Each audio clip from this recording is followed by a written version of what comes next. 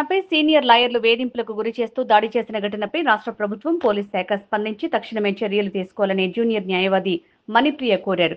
Vijayawada press club లో ఆమె మీడియాతో మాట్లాడుతూ 2023 నుంచి విజయవాడ బార్ అసోసియేషన్ లో తాను ప్రాక్టీస్ చేస్తున్నట్లు స్పష్టం చేశారు. పిట్టల శ్రీనివాసరావు 2 రోజుల క్రితం తనపై దాడి చేయడం జరిగిందన్నారు. తనకు తన భర్తకు వివాదాలు జరగటం వల్ల తన భర్తపై తాను కేసు పెట్టడం జరిగిందని చెప్పారు. నా పేరు తుమ్మూరు మణిప్రియ. 10th క్లాస్ అడ్వకేట్ అండి, జూనియర్ అడ్వకేటు. 2023లో మన ఏపీ బార్ కౌన్సిల్లో నేను ఎన్రోల్ అయ్యానండి. దానికి సంబంధించి సర్టిఫికేట్స్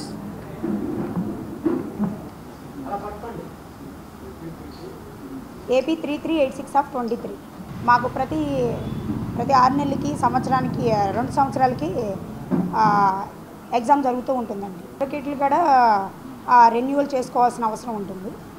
తర్వాత ఓసీ నెంబర్ 54/24 SO 54/2024 దీని ప్రకారము జూనియర్ అడ్వకేట్ ఎన్రోల్మెంట్ తర్వాత 2 సంవత్సరాల వరకు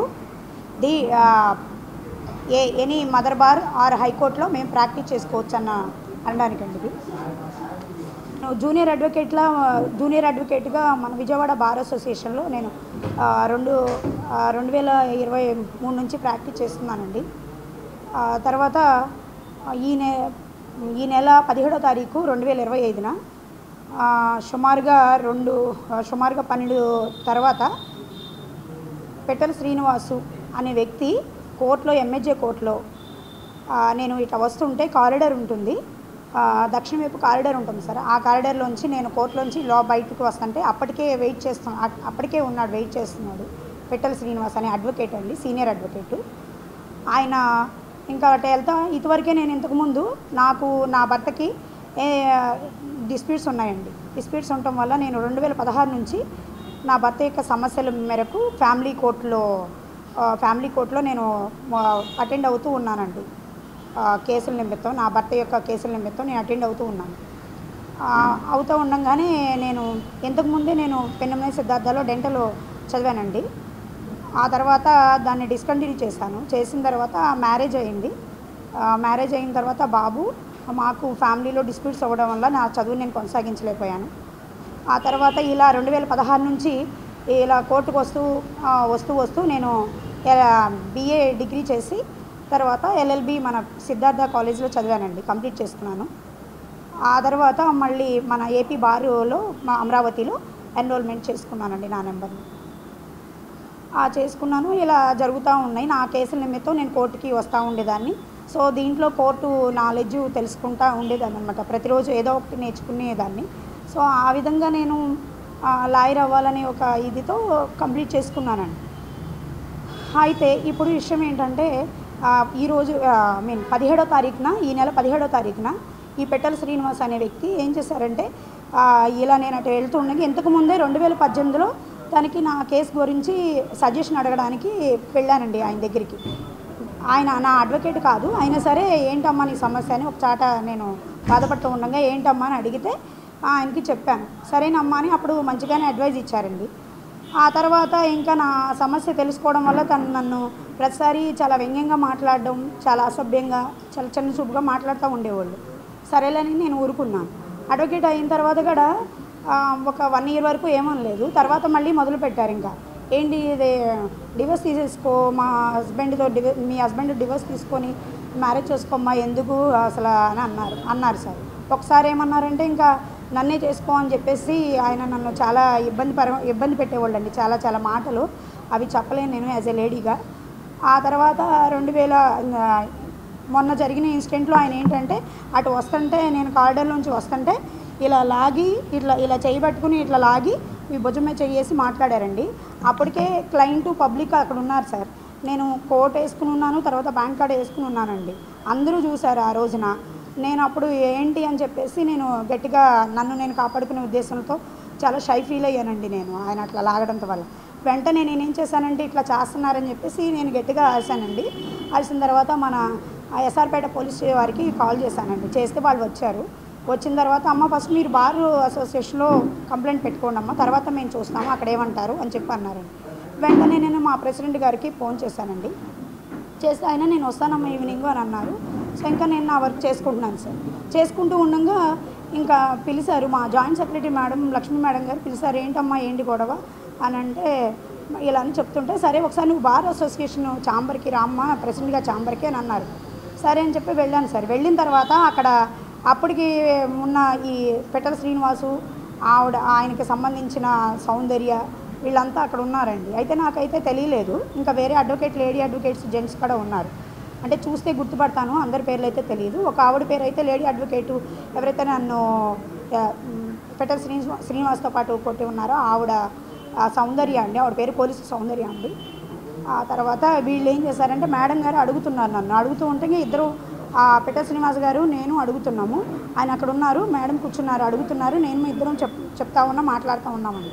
మాట్లాడుతూ ఉంటే నా వెనకాల ఉన్న సౌందర్య అని ఆవిడ వెంటనే వచ్చేసి, ఏంటి ఎన్నిసార్లు చెప్పాలి నీకు, కేసులను విత్డ్రా చేసుకొని సార్ని పెళ్లి చేసుకోమన్నాం కదా, నువ్వేంటి ఇంకా తిరుగుతున్నావు, లేడీ అడ్వకేట్ నువ్వు జూనియర్ అడ్వకేట్కి ఎందుకు ఈ రకంగా బిల్డప్ ఇస్తున్నావు, అది ఇది అని చెప్పేసి నన్ను వెంటనే అండి చెంప దెబ్బ కొట్టిందండి. ఇక్కడ చెంప దెబ్బ కొట్టింది. అప్పుడు తర్వాత మళ్ళీ ఆయన కూడా వచ్చి కాలుబడిపోయారండి. చెంప దెబ్బ కొట్టిన తర్వాత నేను కూడా అప్పుడు ఇలా తిరిగి చేయి తీసుకొని నేను వెనక్కి తిరిగానండి. తిరిగేటప్పటికి ఇంకొక దెబ్బ వేసి ఇక్కడ మీరు దాని తాలూకా ఘాట్లు దెబ్బలు కూడా మీరు చూడవచ్చు సార్. తర్వాత ఇది అప్పటికి నా మెడలో సన్నది చైన్ ఉందండి, గోల్డ్ చైను. అది కూడా వాళ్ళు ఇలా లాగేసి ఇలా టాప్ ఉంది కదా సార్, ఆ టాప్ బట్టి ఇట్లా లాగేటప్పటికి ఇక్కడ చైన్ ఉన్నది కూడా ఎక్కడ పడిపోయిందండి, వాళ్ళే లాక్కున్నారు. సో ఇలా తిరిగేటప్పటికి వీళ్ళందరూ అప్పటికే కొంతమంది అడ్వకేట్స్ అక్కడ ఉన్నారు సార్. ఎంత మొత్తం జరిగిపోయింది. ఇక నేను గట్టిగా అరిసి ఇంకా నన్ను కాపాడుకునే ఉద్దేశంతో నేను వెళ్తుంటే ఈ లోపలే నన్ను చాలా అసభ్యంగా ప్రవర్తించి, నేను చెప్పలేనండి యాజ్ ఏ అడ్వకేట్గా అసలు ఎంత దురుసుగా ప్రవర్తించి ఇంకా నన్ను చంపేయడానికి, తర్వాత ఇవన్నీ కూడా చాలా ఇబ్బంది పెట్టారు సార్ నన్ను. దాని తర్వాత నేను ఇంకా పారిపోతూ ఉండగా ఎట్టి పరిస్థితుల్లో ఒకవేళ కానీ నువ్వు బయటికి వెళ్ళావంటే నిన్ను ఏ రకంగా కూడా ఈ కోర్టులో కానీ అసోసియేషన్లో కానీ నేను ప్రాక్టీస్ చేసుకోవచ్చు, కోర్టులోకి రానివ్వు, ఫస్ట్ కేసులన్నీ నువ్వు తీసేసుకో ముందల అని చెప్పేసి అంటే మీరెవరు నాకు చెప్పడానికి అని చెప్పేసి నేను గట్టిగా వాళ్ళని విదిలించుకొని మొత్తం చేతులన్నీ బంధించేశారు సార్. అక్కడ వేరే advocate lady advocate gents advocate గారు ఉన్నారు సార్, వాళ్ళకి సంబంధించిన వాళ్ళు ఉంటే పట్టేసుకున్నారు గట్టిగా, చేతులన్నీ ఇలా గట్టిగా పట్టేసుకున్నారు. ఎన్ని గీరేసేసారు సార్, గీరేసారు మొత్తం అంతా, చేతులు వాచ్ కూడా లాగేసుకున్నారు సార్. అప్పుడు అంతా వెళ్ళిపోయి రోడ్డు మీద ఉన్నాను సార్. వీళ్ళు ఈ రకంగా నన్ను అన్ని రకాలుగా ఇబ్బంది పెట్టారు సార్. అందుకని నేను ఎందుకు మీరు బయటికి వెళ్ళొద్దు అని చెప్పేసి చాలామంది పెద్దలు చెప్పారు సార్. కానీ నేనేంటంటే నా హస్బెండ్ సమస్యలతో ఉంటున్నాను, అంతేగాని నేను వీళ్ళందరికీ తలొగ్గాల్సిన అవసరం లేదు అని చెప్పేసి ధైర్యంగా నేను నిలబడి ఇప్పటి వరకు కూడా సార్ నేను ఆ రోజు కూర్చున్నప్పుడు ఫస్ట్గా ప్రథమంగా ప్రైమ్ న్యూస్ వారు వస్తే కూడా అక్కడ వాళ్ళు చాలామంది అడ్వకేట్స్ ఎవరన్నది నాకు తెలియదు, మీరు చేయడానికి వీల్లేదు అని అన్నారు. నేను కొన్ని సెల్ఫీ తీసుకొని ఇవన్నీ పెట్టాను సార్. మామూలుగా మా గ్రూపులో పెట్టుకున్నాను, అడ్వకేట్స్ గ్రూప్స్లో. వాళ్ళు వచ్చి ఫస్ట్ ఈ యొక్క విషయాన్ని చూసి రోడ్డు మీద కూర్చున్నప్పుడు చూశారు సార్. తర్వాత మళ్ళీ ఎస్ఆర్పేట పోలీస్ వారు వచ్చి నేను కాల్ చేశాను సార్. వచ్చిన తర్వాత వీళ్ళు కంప్లైంట్ పెట్టమ్మా అంటే నేను మహిళా పిఎస్లో కంప్లైంట్ పెట్టాను సార్. తర్వాత మళ్ళీ బారు ప్రెసిడెంట్ గారు రామ్మా నువ్వు అని అన్నారు, వెళ్ళాను సార్. అక్కడిక్కడ కంప్లైంట్ ఇచ్చాను సార్. ఇచ్చిన తర్వాత ఇంకా ఆ తర్వాత నుంచి నాకు ఒత్తిళ్ళు, నువ్వు ఆ కంప్లైంట్ వెనక్కి తీసేసుకో అని చెప్పేసి నన్ను చాలా రకమైన వర్గాల వారు నన్ను బెదిరేస్తున్నారు సార్. నేనైతే ధైర్యంగా వచ్చి ఈరోజు ఎట్లయినా సార్, ఇంతవరకు సార్ జరిగి ఇన్ని రోజులు అయ్యింది, ఇప్పటి వరకు ఎఫ్ఐఆర్ చేయలేదు సార్. నా దగ్గర ఆ రిపోర్ట్ తీసుకోవాలి, వాళ్ళు తీసుకోవాలి, వీళ్ళు తీసుకోవాలి అని అంటున్నారు. కానీ ఏ రకంగా కూడా నాకు ఇంతవరకు ఏ న్యాయం జరగలేదండి. ఒక జూనియర్ అడ్వకేట్గా ఒక ఆడపిల్లగా తర్వాత దట్టు ఒక అడ్వకేట్ వృత్తిలో ఉండి ఈ రకంగా ఇంత జరుగుతున్నా సరే ఇప్పటి వరకు కూడా ఎఫ్ఐఆర్ బుక్ అవ్వకపోవడం అన్నది నాకు చాలా అనుమానాలకి దారితీస్తుంది సార్. నాకు న్యాయం జరిగేటట్టు లేదు సార్. అయితే ఏసీబీ మేడం గారు వెంటనే ఫైల్ చేయడానికి మేడం గారు వచ్చారండి.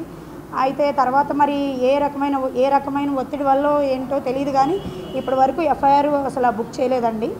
నేను 18వ తారీఖు గుడ్ ఫ్రైడే రోజున అండి, 18వ తారీఖు ద నెక్స్ట్ డే నేను మధ్యాహ్నం 1:05 నుంచి 6 వరకు నేను రోడ్డు మీదే ఉన్నానండి. తర్వాత బిగ్ టీవీ వారు, తర్వాత వేరే న్యూస్ ఛానల్ వారు అంతా కూడా వచ్చారండి, కొన్ని విషయాలు చూస్తున్నారు. దాదాపు 6 గంటల పాటు 5.5 గంటల పాటు నేను రోడ్డు మీద ఎండలో అలాగే కూర్చున్నానండి. కూర్చుంటే తర్వాత ఎప్పుడో 6కి అలా వచ్చేసి మామూలుగా సీఏ మేడం గారు వచ్చారు. వచ్చిన తర్వాత అమ్మ ఎఫ్ఐఆర్ బుక్ చేస్తాం మేము, నీకేం టెన్షన్ లేదు లేగమ్మా అని చెప్పేసి అంటే అప్పటికే ఎండలో 5:30 గంట పాటు కటిక ఎండ మీద రోడ్లో మన కోర్టు ముందు ఉన్నానండి.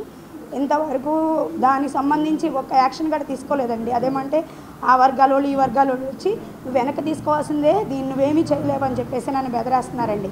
అవసరమైతే నిన్ను సస్పెండ్ చేయించి ఏ రకంగా చేస్తారన్నారండి. నేను కష్టపడి చదువుకుని వచ్చాను. తర్వాత ఒక ఆడపిల్లగా ఇలాంటి ఆటలు నేను ఖండించితేనే నేను కూడా సమాజానికి, తర్వాత నేను లేడీస్కి, మరి ముఖ్యంగా లేడీస్కి న్యాయం చేయడం కోసమే నేను ఈ వృత్తిని చేపట్టానండి. అందుకోసమనే నేను 10 సంవత్సరాల నుంచి నా భర్తతో ఇలా పోరాడుతూనే ఉన్నాను. సో ఇలాంటి న్యాయమే నాలాంటి వాళ్ళ కోసం నేను చేయాలనే ఉద్దేశంతోనే ఈ వృత్తిని నేను చేపట్టానండి. బేసికల్లీ నేను డెంటల్ చదువున్నాను. అయినా కానీ నేను ఈ రకంగా చేస్తున్నప్పుడు ఇప్పుడు అందుకేనండి నన్ను ఈ రకంగా చేసి ఇంత ఇబ్బంది పెట్టి క్లయింట్ల ముందల నన్ను అపహాస్యం చేసి అడ్వకేట్ కాదు, ఫేకు, అవి ఇవి అని చెప్తే నేను అందుకనే త్రూ మీడియా నేను ప్రూవ్ చేసుకోవడానికి కోసమని నేను వచ్చానండి. అయితే మీరు బార్కి అన్యాయం చేశారు అదేనంటే కొంతమంది అడ్వకేట్స్ అండి వాళ్ళు మాత్రమే వాళ్ళ వరకే తప్ప మిగతా బార్ అసోసియేషను అంటే బై మిస్టేక్ నేను అన్నానేమో తప్ప నేను అందరూ సీనియర్ అడ్వకేట్స్ అందరికీ అందరూ నాకు గురువులే, చాలా మంచిగా ఉంటారు అందరూ. కానీ ఏ రకమైన ఒత్తిడి వల్ల మరి అందరూ నాకు సపోర్ట్ చేయడానికి ఎవరూ రావట్లేదు ఎందుకు అన్నది నాకు తెలియదండి. ఏసీబీ మేడం గారు మరి ఆపారండి. తర్వాత మళ్ళీ ఇంకా ఇప్పటి వరకు కూడా అవ్వలేదు. నేను అదే రోజున మహిళా పిఎస్ ముందల దాదాపు సుమారు ఉదయం 3:30 వరకు నేను అక్కడ మహిళా పిఎస్ దగ్గరే కూర్చున్నానండి. నేను తెల్లారేమో బార్ ముందు కూర్చొని కోర్టు ముందల రోడ్డు మీద బైఠాయించానండి. అయినా కానీ ఇంతవరకు న్యాయం జరగట్లేదు సార్.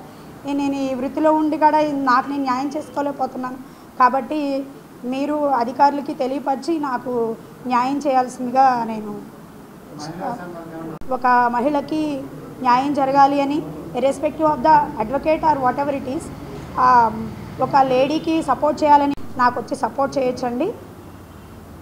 ఆ తర్వాత నేనైతే ఎవరైతే ఈ పిట్టల శ్రీనివాస్ ఎందుకంటే జూనియర్ అడ్వకేట్ని ఈ రకంగా అణచివేయడం వల్ల మన యొక్క రాబోయే తరాలకి ఈ రకంగా చాలా మనం చూస్తున్నామండి. అడ్వకేట్లు మీద దాడులు, లేడీస్ మీద అధిక మరి ముఖ్యంగా లేడీ అడ్వకేట్ల మీద దాడులు ఇవన్నీ చాలా జరగడం మనం చూస్తున్నామండి. సో ఈ రకంగా మీరు చేస్తే అడ్వకేట్ ప్రొటెక్షన్ యాక్ట్ మేము దానికోసం కూడా అడ్వకేట్స్ మామూలుగా ప్రయత్నిస్తున్నారండి. చాలా ధర్నాలు అవి చేస్తున్నారండి. అది ఈరోజు నా వరకు వచ్చింది కాబట్టి దానికోసం అని చెప్పేసి ఈ చూస్తున్న అన్ని బార్ల వాళ్ళు అందరూ లేడీస్ మరి ముఖ్యంగా నాకు సపోర్ట్ చేయాలని, తర్వాత చాలామంది ఇవంతా ఫేక్ అవన్నీ క్రియేట్ చేస్తున్నారండి. భారతీయ మహిళ దట్టు ఒక అడ్వకేటు రోడ్డు మీద సొంతగా ఒక సింగిల్గా పోరాడుతుందంటేనే దాంట్లో ఎంత నిజం ఉన్నదన్నది అందరికీ అర్థమవుతుందండి. ఒక భారతీయ స్త్రీ ఎవరు కూడా తన మీద తను నిందేసుకోరండి. మరి ముఖ్యంగా నేనే చాలా సమస్యల్లో ఉన్నా భర్త గురించి, కాబట్టి ఇలాంటివి జరగవు. కాబట్టి వెంటనే దీన్ని సుప్రీంకోర్టు వారు కానీ హైకోర్టు వారు కానీ నేను ప్రార్థిస్తున్నానండి.